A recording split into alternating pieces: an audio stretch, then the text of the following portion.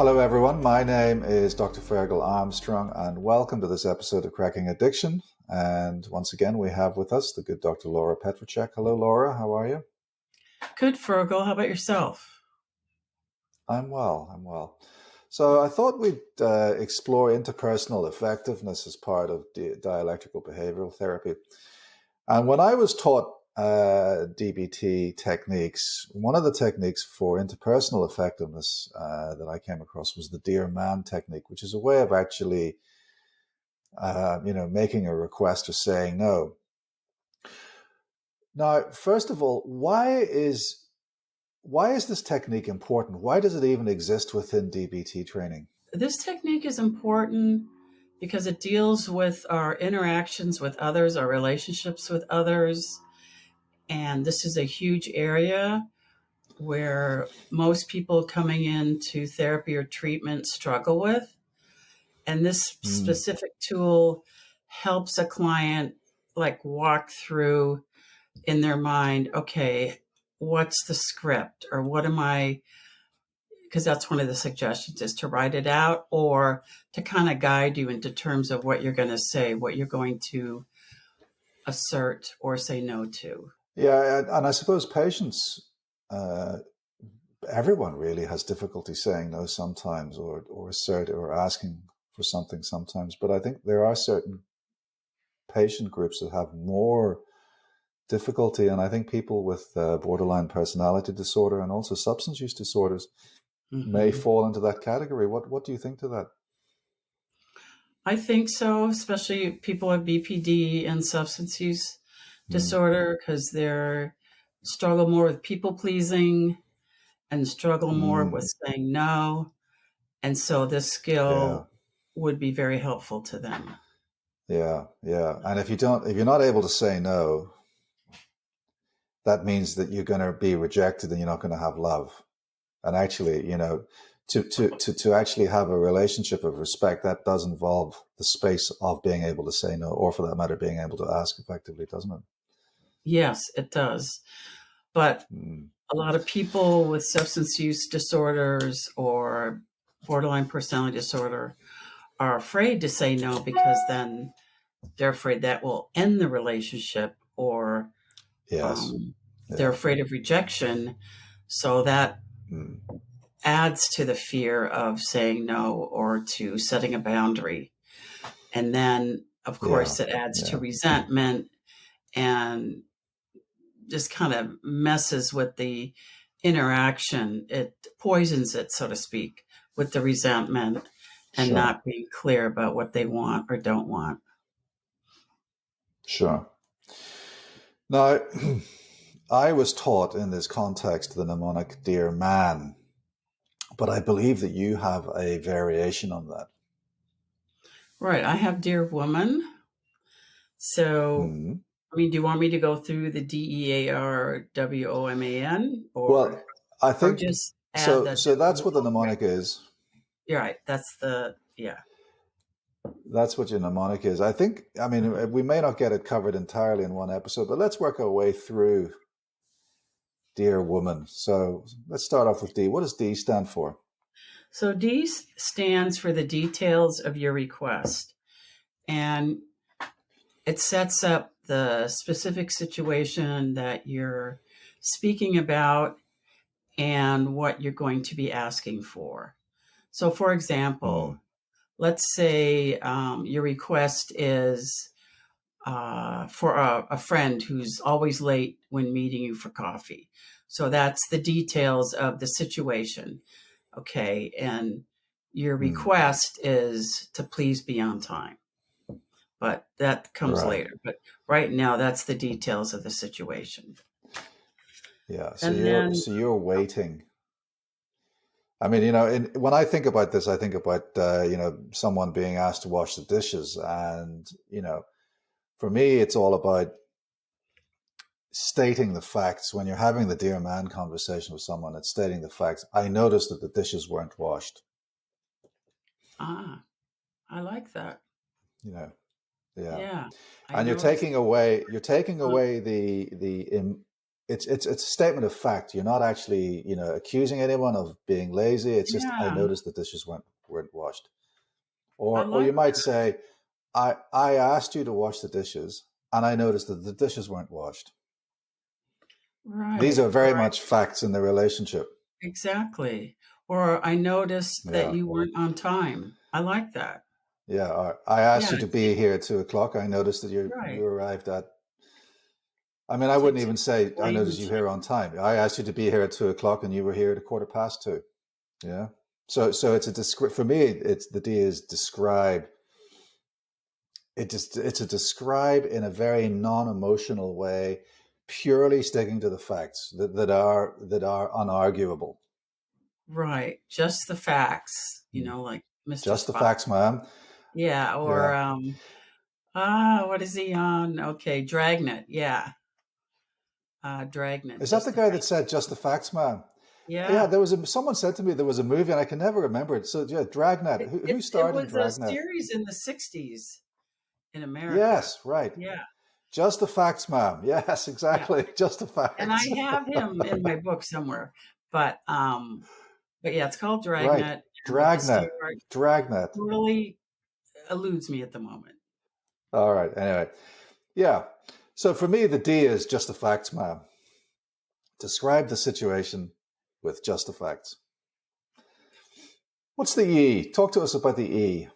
The E is about expressing opinions and emotions that add more context to strengthen your situation or strengthen your position.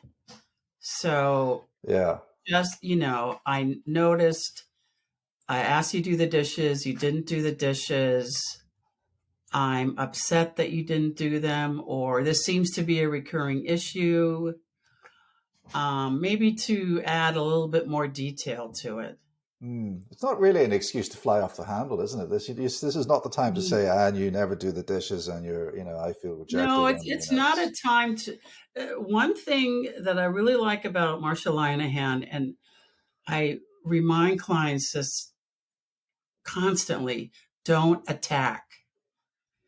yeah, don't So to attack. bring up, oh, you never do them. Oh, that's attacking. Nope, It is, yeah, is not effective. And I even yeah, remind myself that because just those two words yeah, mean a lot. Don't attack. Nope, don't go there. Don't go there, Laura. yeah, Because it's not yeah. effective. It doesn't go anywhere. It usually pushes the other person away and just isn't helpful to what you're trying to deal with. For me, the E also means explore. So I noticed you didn't do the dishes. I asked you to do the dishes. I noticed the dishes weren't done. Is there any reason why they weren't done? No, I really like that because that is a different approach than attacking because that's bringing you Hmm. forward in a positive way. Like you're curious, hey, Yeah. I'm just curious, what happened, or trying to give someone the benefit of the doubt Hmm. instead of attacking them. Trying to Yeah. see if there's something else going on, like maybe they just couldn't stand the smell of whatever was cooking. I don't know. And sometimes it's Hmm. just they just don't want to do them, but you don't necessarily know that until you explore Yeah. it. So that's why I really like that. What does the A stand for? The A stands for assert, by asking or by saying no. Hmm. So write down either what you want to say or have like a script. So sometimes Yeah. I've written things out before I'm going to have a tough conversation or maybe a challenging one. And I also recommend to clients to do the same, to write things down. What do you want to say? Who do you want to direct it to? Because Hmm. it's bad. It's not better. It's more effective if you choose one person. So maybe it's a group, but choose one person in the group Hmm. because then you'll have a more comprehensive dialogue. This is really the pinnacle of Dear Man or Dear Woman. Oh, I'm looking forward to hearing what the W and the O is, isn't it? But this is really the crux. Everything is the preamble to this point, and this is where you actually make your request or say no. This is it, isn't it? And the thought of it can actually fill people with fear. It's a Well, like I it's said, a difficult step. it is difficult step. I mean, because again, there's that fear of rejection. Yeah. It's It's the fear that of fear rejection that, when you assert yourself or say no. And I think it's really important for people to realize that if you do assert yourself or you do create appropriate boundaries, it does not destroy a relationship. It actually, or at least it doesn't destroy functioning relationships. It actually enhances the quality of functioning relationships. yes, Yeah. it does Respectful enhance. relationships. Yeah. Respectful That's it. relationships are enhanced when people understand each other and know what their boundaries are and can actually productively work together within the context of boundaries. Exactly that, and I like that word respect Yeah, because that's yeah. really And key. it reminds me of the phrase, good fences make good neighbors. Good boundaries make good relationships. Yeah, exactly. And people should not fear the A. They do, but they shouldn't fear it. Yeah. Well, they shouldn't, but I mean, obviously there's some kind of life history that they do. So I think it's more a Yeah, matter of supporting them, feel the fear, do it anyway. What's yeah, your kind yeah, of exploring what's your fear if you do say no? And then yeah. how could you support or get support for yourself? What does the R stand for? The R stands for reward the person that you're making the request by letting them know of the positive consequences that will happen if the request is met. So, for example, a lot of times we let people know the negative consequences. Like, if you don't do those dishes, then I'm not going out with you tonight. Or if you don't do those dishes, let's say it's to a teenager, you get no phone for the rest of the evening. But if we have positive intent or positive intentions, meaning, hey, if you do the dishes, why don't we watch a movie together later tonight? Or why don't we go for a walk after? Yeah, So you want to, again, depending on the person and the relationship, you want to reward them in some way, not like smaller children where you may give them an allowance or something for doing chores, but more for adolescents and adults. What's the reward? But not monetary. Think of something else. for me, it's also about reinforcement. So it Reinforcement how? reinforces, well, it would, I would really appreciate it if you would actually do the dishes. Is that rewarding? Is that the Uh, same? it's not the same. You're more redoubling your efforts at the request, That's which another is hour, isn't it? Redoubling your efforts. dear, man.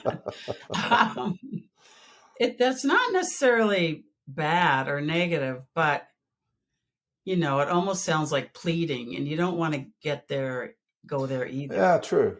Yeah, Maybe that's a bad example. it's Yeah. not. It kind of takes away your assertiveness, Hmm. or undermines it. So you don't necessarily want All right. to reinforce it in that regard, but you do want to. There's some, people react or respond more to the positive than negative consequences, right?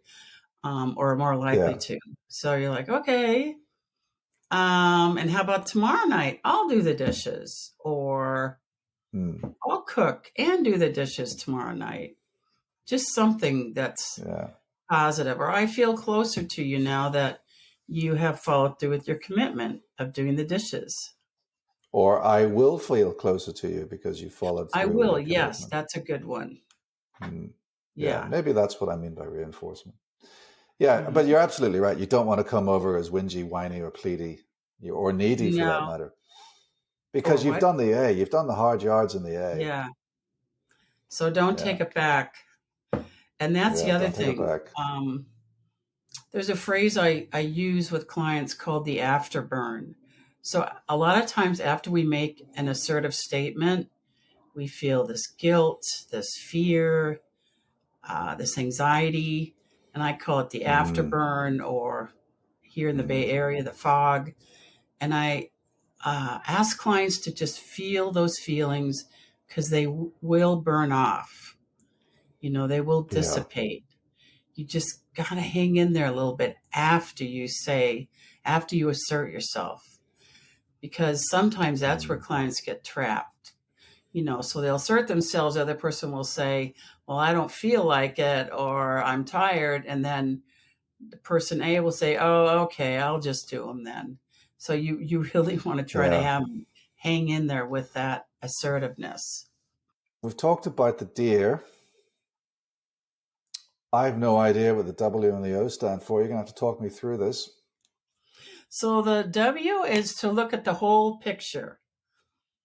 So, okay, the whole picture Yeah. meaning, like what you were alluding to earlier, just the facts. So the whole picture, okay, it's 9 o'clock. My partner doesn't ever like doing the dishes, but that's not my problem because that's part of our equitable trade here. And what else? Maybe I'm, keep asserting myself, redoubling my efforts, which is making them upset or more unlikely to do it. What else? Have you both had a hard day? Or is one of you more struggling Uh, with something than the other? So it's looking at the whole picture. And that's where writing a script tends to help, because you're seeing the situation from all sides instead of, oh, they're just lazy and they don't want to do it, you know. yeah. Um, I suppose really I listen to you say that and I think about, things like extenuating circumstances for not sticking to an agreement. Like mhm, for instance, what if someone's just come home from work and just been laid off or lost their job? You can, right. when Yeah. when is it appropriate to cut someone a little bit of slack, you know? I would say, I mean, depending. I mean, if this person is always, like, I'll never forget when my daughter was younger, like 11 or 12 or Mm, 13, and it was her time to do the dishes. She would put on this towel, this coat, this raincoat, this hoodie. Like, she had such an aversion of doing the dishes, these gloves. It looks like she was going to deal with atomic matter or something. And so, I'm not, where was I going with this? So the whole sometimes, picture. so yeah, the whole picture. So if that's her attitude, and it was most days, she would get all dressed up in this funny outfit. So it's not like you had a bad grade at school, or you and your friend had a fight or something. You just hate doing the Yeah, dishes, and sometimes we don't want to do certain things, but we still have to do it. That's part of yeah. adulting. Yeah. Um, So, I mean, that's part of the whole picture as well. If someone's always making excuses, well, that's still a holistic assessment of the situation, isn't yeah. it? But if someone, on occasionally slips up, well, why? Has there been an acute change in circumstances that deserve a bit of slack? Right. And so, yeah, you've got to take Yeah, it piece, one situation, consider yeah. all the players, and yeah. So, would it be appropriate in W for looking at the whole picture um, would it be appropriate to consider the phrase "choose your battles"? Yes, that is a really good point, because in some relationships, you know, is it really worth it if let's just say your husband, wife, or partner never want to do the dishes? So is that worth fighting over instead of maybe a different battle, such as, or maybe not battle, but like how you're raising one of your children or your children? Um, That might Or, be. and I'm just talking about playing devil's advocate and thinking about the corollary. Is choosing battle simply a way of actually constantly acquiescing to somebody else's request and having poor boundaries yourself? Is to where does the Well, truth that lie? could be. I mean, that is sometimes the case, but that's not so much choosing your boundaries as, or choosing your battles as having poor boundaries. So that's more Yeah, giving in because you don't want the argument. But choosing your battles yeah, is a little different. It's like, what's most important to you? Is it more yeah, important to raise your son or daughter with certain values and discuss that and hash that out? Or is it more important to get the dishes done? Or what's another way to solve it? Oh, well, let's just buy a dishwasher and just forget the whole thing. yeah, So yeah. that's more what I mean by choosing your battles, not so much caving Mm. in, but Yes, look at yes, your values and your morals, and also what's most important to you. yeah. Um, So yeah. choose your battles, but don't cave in. Yeah, don't cave in, or choose your battles and look at what's most important to you. Um, Yeah, because, uh, there'll come a time when you realize, wow, that wasn't really that important. Why did I get all bent yeah, out of shape yeah, about that? yeah. So, yeah. I suppose that fits into this whole idea that we've been talking about emotional regulation. And so when we're emotionally dysregulated or feeling distressed, we don't have that ability to appraise situations holistically and to choose our battles because, we're just so wound up, which is why it's really important to understand these techniques in the context of the whole, forgive my use of the word holistic again. It's important to understand this particular technique in terms of the holistic management plan for emotional Mhm. regulation, interpersonal effectiveness, distress tolerance, and mindfulness. It all kind of melds into one life approach, doesn't it? Yeah.